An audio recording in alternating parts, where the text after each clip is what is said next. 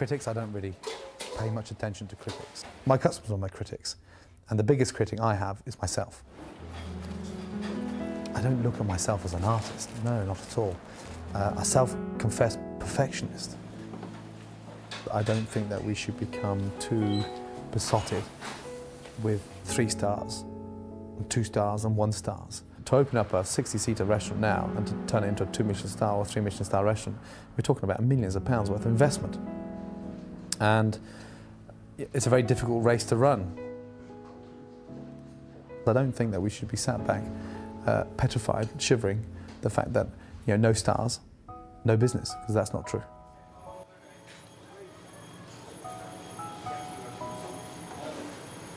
I don't wake up in the morning clutching onto the Michelin guide, and I still believe the star that I have, if I had no Michelin stars, I'd still be a very successful dining room.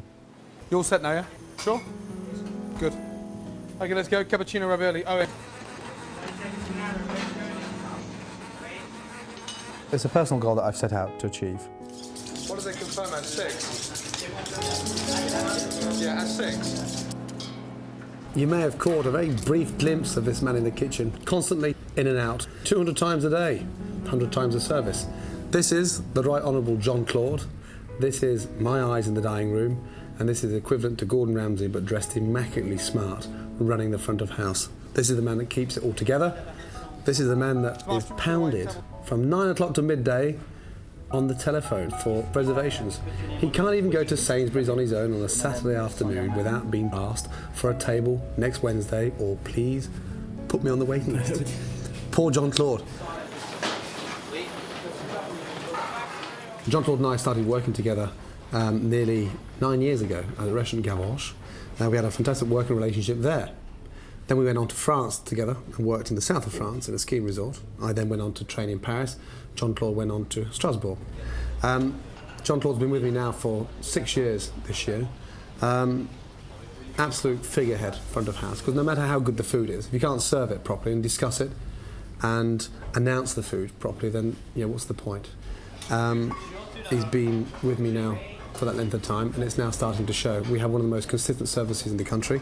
Alongside with his team, he has Laurent as his assistant and Thierry as his sommelier. But there's such continuity in the service.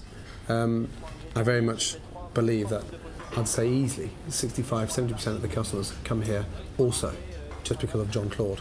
He has his own following, his own style, his own format, his own concept, and the ladies adore him for that.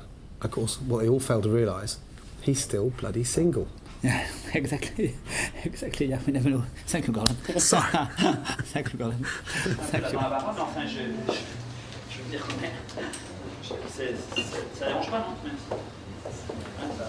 Racleur taille non millésimé, et bergerac blanc et bergerac rouge. Parce qu'hier on s'est fait un petit peu former par le chef pour les paramètres. You have a regular inspection every day with your waiters? Yeah, always. I mean, before lunch we have always a little meeting. Yeah. 11:30, yeah. So discussing the specials, menus today, and who is coming to eat. Important customer. I mean, they're all very sure. Yeah. But it's nice to know that Monsieur like to have his drink, you know, like his martini cocktail with olive, and somebody has his little habit, yeah. Sure. But I think meeting is always very good to be done at night as well. Absolutely. At 6:30, yeah.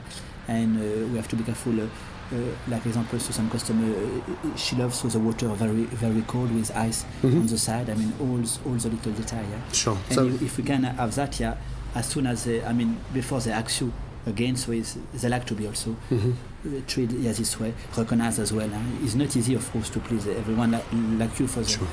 With the kitchen, with all the dishes, but we try to do our best. Yeah.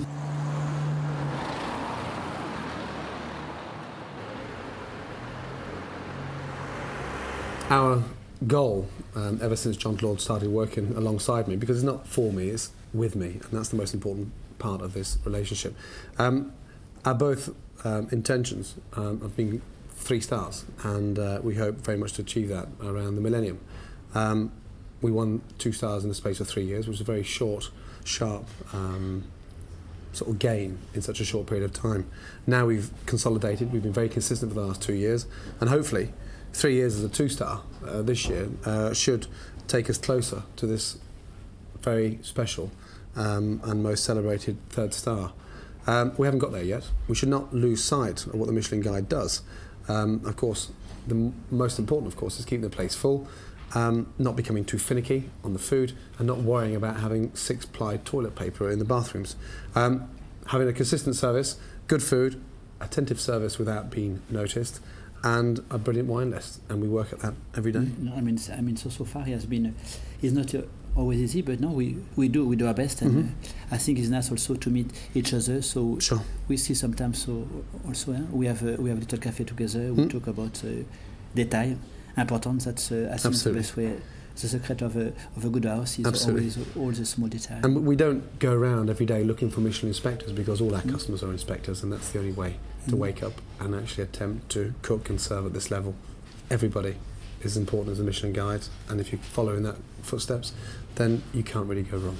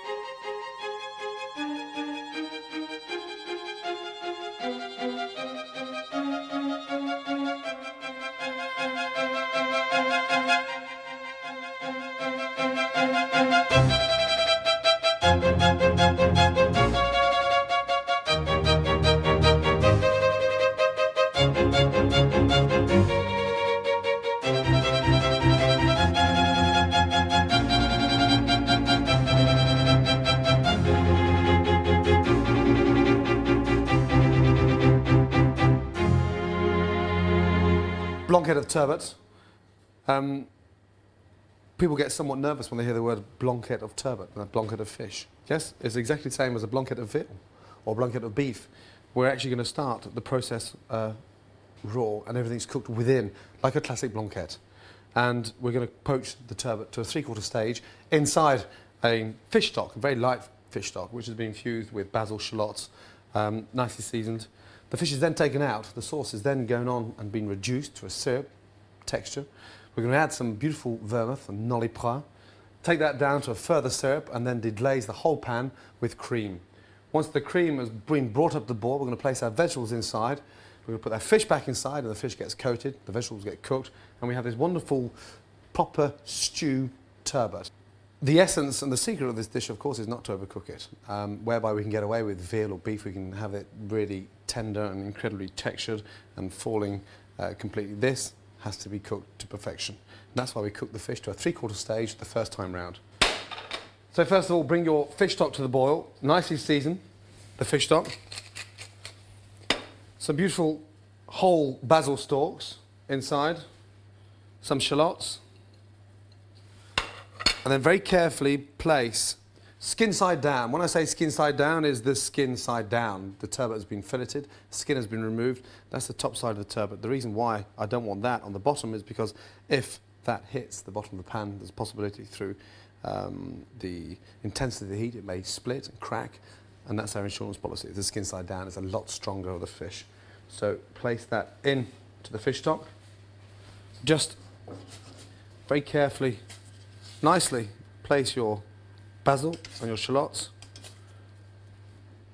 on top, and then very carefully, in order to create vapor, a steamed effect on the fish on top, just very carefully place the butter paper on top. And it sounds silly, but just nappe the butter paper with your fish stock, just to create that intensity of heat underneath there, so the whole thing becomes cooked at the same time. Turn the gas down and just leave it to simmer for about 4.5 to 5 minutes. Then we're going to remove it very carefully, reduce the liquor, add our vermouth, add the cream, and then finish it with the garnish of the vegetables. The fish has been very carefully poached now for about 4.5 to 5 minutes. Just peel off the butter paper. Don't throw that away. I'll show you why in a minute. Very carefully remove the garnish from the fish, and then just lift it out onto the plate and just test that cooking temperature inside. It's just at the 3/4 stage. It's nice and firm on the outside, but in the centre there, it's almost like cooking a fillet of beef. It's very, very, very tender, soft, and cooked beautifully. The butter paper back on top, just to prevent it from drying out. And now we're going to reduce the stock down to a syrup, deglaze with our vermouth, and then add our cream. Now the stock is reduced to beautiful syrup. It's almost come down to this really nice, thick, intense, strong fish syrup. The sad scenario is that we're reducing it so quickly that around the outside of the pan here is almost discoloured.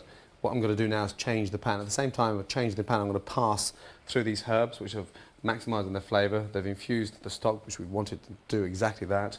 The most important part is now, with all this dark stuff around the outside of the pan, it's a cream blanquette. It's a nice, beautiful, light coloured fish stew. So therefore, we don't want to add cream to that. It's going to discolour it, and it's not going to come across very attractive at all.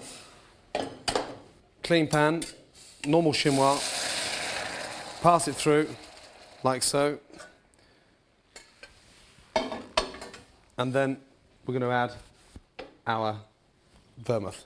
Look at the quantities of your stock and just add the equivalent in nolipra.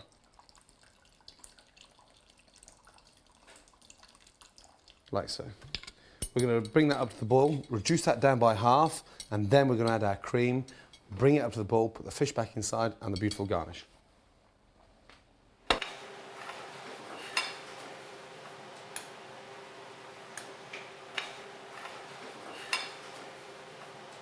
Now we've got this wonderful syrup.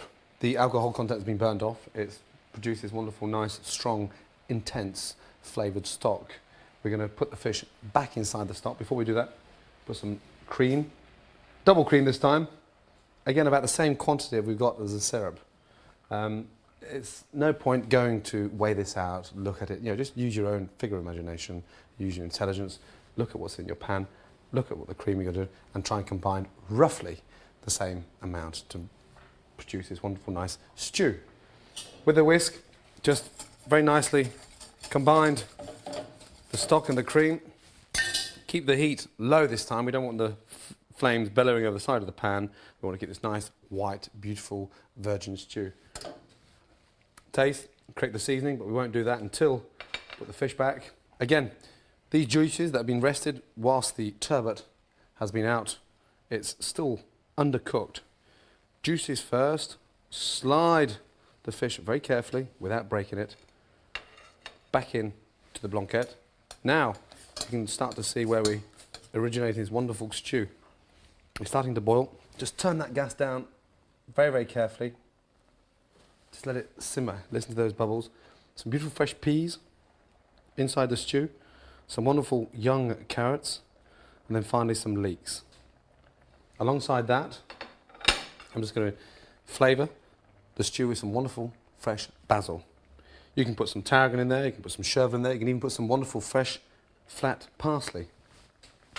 Combine it together, just very, very carefully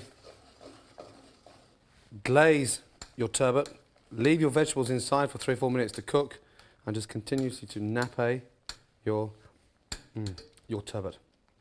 Correct the seasoning, touch more salt, little pepper, and just while we're waiting for that fish to finally cook very, very carefully, I'm going to turn off the gas, place the butter paper back over the fish, turn the gas right off, and just leave it for 3 or 4 minutes to cool down, continue cooking, and then we're going to serve our beautiful blanquette of turbot. Turbot's cooked beautifully. Take off my little insurance policy, our little, as we call it, electric blanket, just to keep that temperature inside. It's nice and firm. The vegetables are nice and crisp. Very carefully, with a fish slice, just lift up your turbot, drain it off very carefully, just place that into your bowl, like so.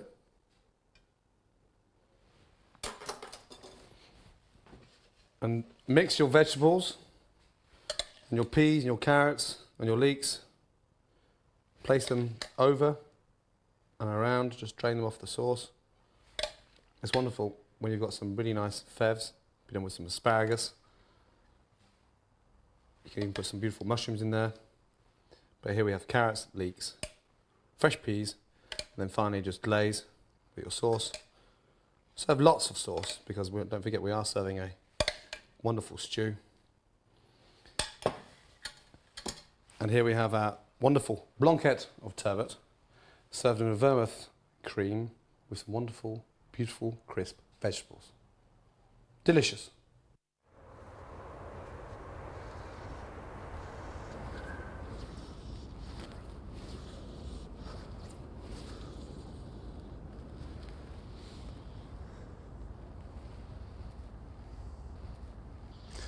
This is my escapism.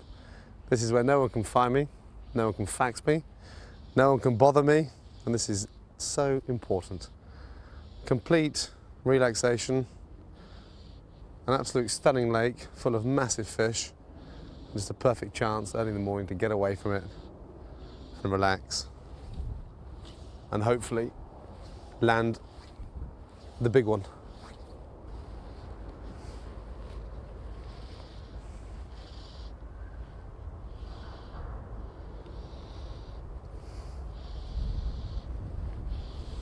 The water's nice and clear. There's a little breeze on the edge. I'm floating my line and I just wait 10 or 15 seconds to watch that fly dip down 6 or 7 foot and then very, very slowly. Oh, just had a bite there. Missed it as well. So I've only been here 5 minutes already. I've had a tug, which is a good sign, especially this early in the morning.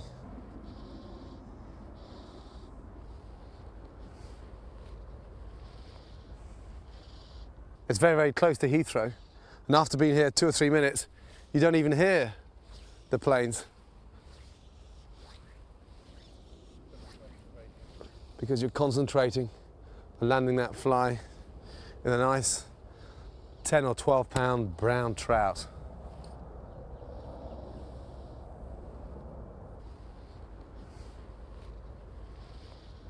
I looked at the best catch of the month and somebody pulled out 11.5 pound brownie and a 14.5 pound rainbow, which is tremendous for this time of year, so early on in the season.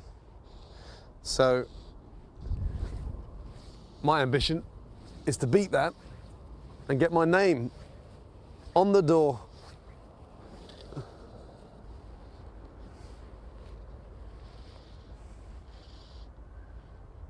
Three stars is not important this morning, but certainly a 14.5, 15 pound brown trout is.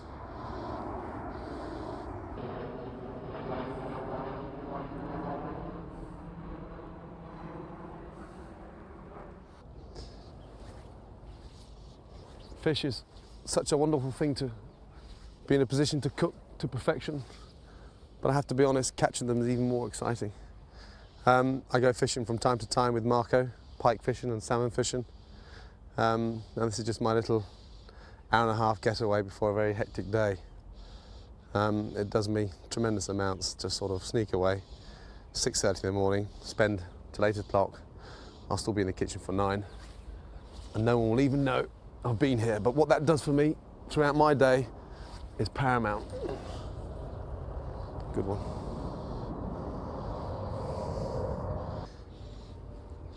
This is such an exciting sport. You never know what's going to happen. One day you can have all the luck in the world. Next day you can spend 3 or 4 hours on the riverbank here and not catch a bloody thing. It does need a little bit of luck, but for me the adrenaline is in the excitement of having this huge fight with this trout, because you've got a very thin line, incredibly delicate, 4.5 pound breaking strain. You're trying to land a 10 or a 12 pound fish. It's phenomenal. There's a very huge amount of skill involved in that, and it really is a tremendous sport to get away and seriously rise to the challenge. And don't be despondent about not catching them, because just being here and just flicking that fly the top of the water. It's like a huntsman. You're after that big one that's lurking in there. You're trying desperately hard to catch him. But I know he's staring at me, and I won't give up until I get him.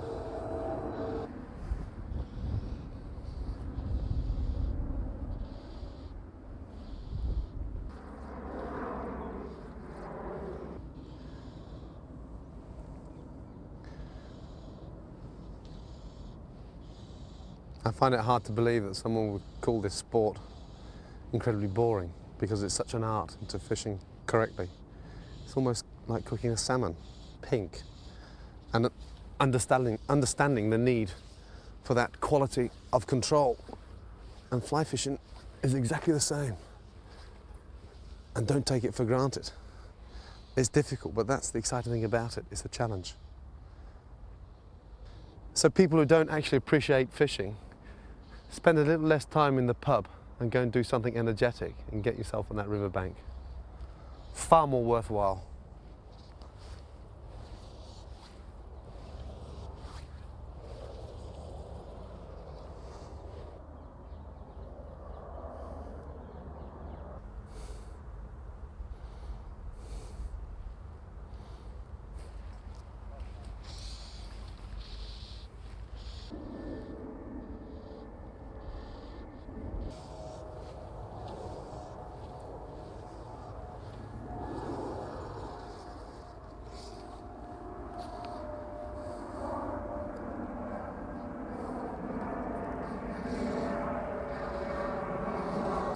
Yes, finally, at long last. Breakfast. That's what I like to hear, the click of the net.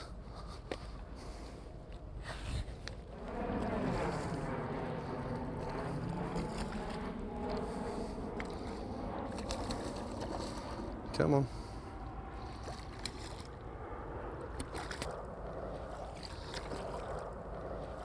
Yes, here we are. A nice rainbow trout. You win some and you lose some. Today I won. It's not the biggest fish in the pond, but it'll do. Breakfast time.